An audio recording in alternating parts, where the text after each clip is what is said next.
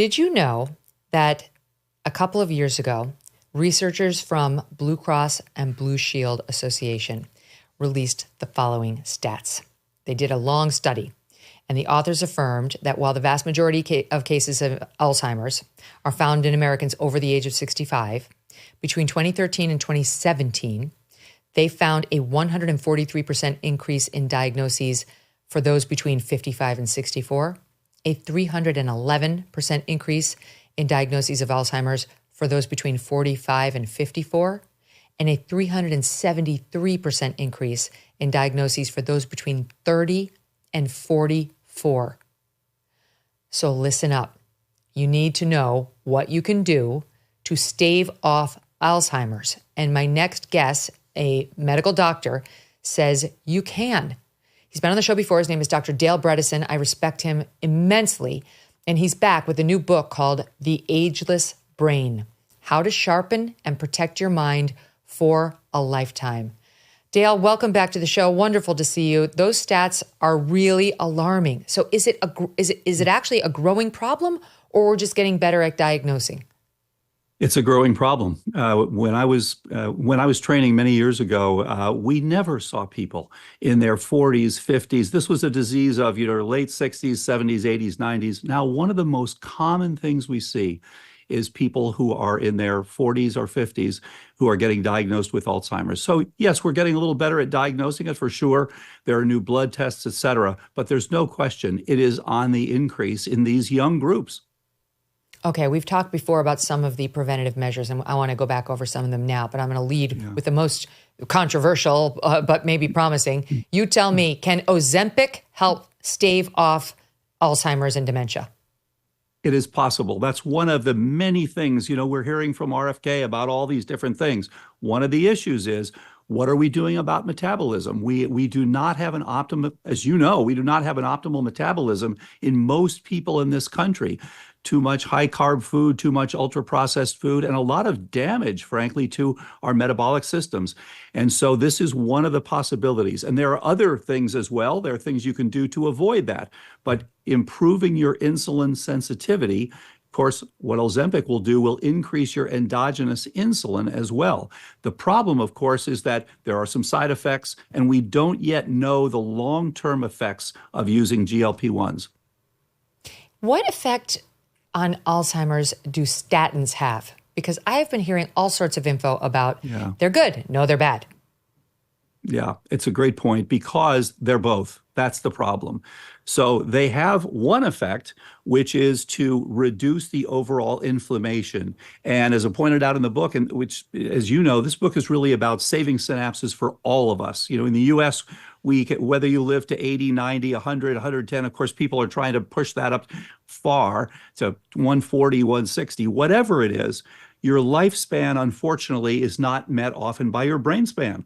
So you get to 40 or 50 or 60 and things just collapse, as you know. And so as you indicated, more young people having a problem. So this is a time in which you've got to look at what are these different drivers and what'll happen with the statins, yes, you lower the inflammation, which, by the way, you can do with other things. You don't need statins to do that. But you also lower the support for the brain. You lower the cholesterol. And to be fair, you make some in the brain as well. But if you use a statin, if you have to do that, and we recommend you do other things first, there are things like Zetia and bergamot and just changing your diet and exercise, a lot of things you can do before you ever need statins. And there are also things beyond. PCSK9 inhibitors can be even better than this. But if you're going to use a statin, use one that would be called a hydrophilic statin. That would be like a Crestor, instead of one that is a hydrophobic statin, which would be like a Lipitor. Let's go through again. The book is called The Ageless Brain by Dr. Dale Bredesen, who I completely respect and support. The diet, exercise, supplements, and toxins, I think are like the big categories. I've heard you say dairy is not great. Now, dairy, you're saying Greek yogurt every day is not good for preventing Alzheimer's? Because it's so good for doing so many other things for you. Yeah, it's a great point. And for some people, it'll be okay. But here's the problem. When you any sort of dairy can produce some degree of inflammation. So if you've got someone who already has some degree of cognitive decline, or if you're trying to optimize your brain span, then you want to take that into account. You want to get rid of grains, which can damage your lining of your gut. You want to get rid of dairy. And it's not to say you can't slowly reintroduce it in the future, but you have to remember, when you see someone who's beginning to have some cognitive decline, only one of two things will happen. Either you will help them to improve, and we've published that many times, or they will die. They will go on to develop Alzheimer's disease and pass away. So we want to do everything possible. We want to pull out all the stops to get the optimal reversal of cognitive decline. And we were the first to publish that back in 2014. And so we want to do everything possible. That includes getting rid of some grains, that includes getting rid of dairy, and it includes getting rid of simple carbs. And then you want to have a plant-rich, mildly ketogenic diet. You want to have appropriate exercise, as you said, and just go right down the list. Managing stress, optimizing sleep. These are things that people aren't doing. When I ask people, how much did you sleep last night? What did your wearable show for your sleep? They don't know. So you want to have at least 7 hours of sleep at night. You want to have at least an hour and a half of REM each night. You want to have at least 1 hour of deep sleep each night.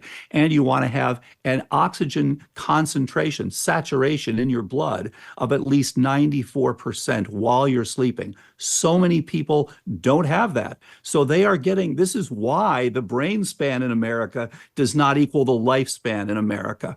And that's something that clearly can be improved. By the way, folks, this can all show up. I have an Oura ring on here. They're not paying me. I paid for this. But all that information Dale just mentioned comes to me every morning on this Oura ring. You can get a Fitbit. You can get an Apple Watch. But all that stuff is very easy to get your arms around to find. On exercise, it's a certain kind of exercise. Is it not? Like, I've been told that the best aerobic exercise for somebody trying to stave off Alzheimer's includes at least a couple times a week interval training.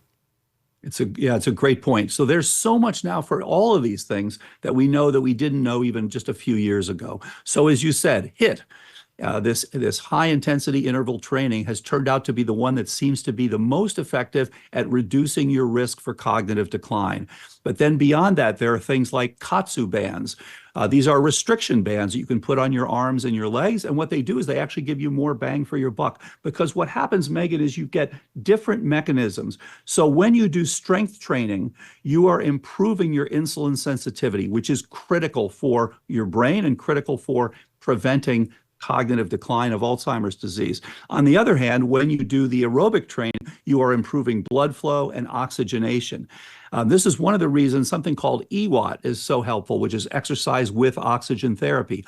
EWOT gives you better blood flow and better oxygenation at the same time. So many people find this very helpful. So there's a lot of new understanding about what works the best and what are things that are available to get best outcomes in that area. This is all in the book. You can learn more about that oxygen therapy. It sounds kind of fun to be on the treadmill with your little mask on. I'll do it if it'll help my brain. Tariff wars, stubborn inflation. No wonder gold has been routinely hitting all-time highs. In volatile markets like the one we have now, don't sit on the sidelines with your head in the sand. You can take control and safeguard your savings. That's why so many Americans today are turning to Birch Gold Group. They have helped tens of thousands convert an existing IRA or 401k into an IRA in physical gold. Is it time for you to hedge against economic instability with gold? To learn how to own physical gold in a tax-sheltered account, text MK to 989898. Birch Gold will send you a free, no-obligation info kit. Again, just text MK to the number 989898. With an A-plus rating with the Better Business Bureau and countless 5-star reviews, Birch Gold has helped many protect their savings with gold. It took us decades to get into the tangled mess they're trying to unpack now in D.C. How long will it take to get us out? And at what cost? Text MK to 989898 today. Thanks so much for watching. If you like what you just saw, hit the subscribe button for more clips and full episodes.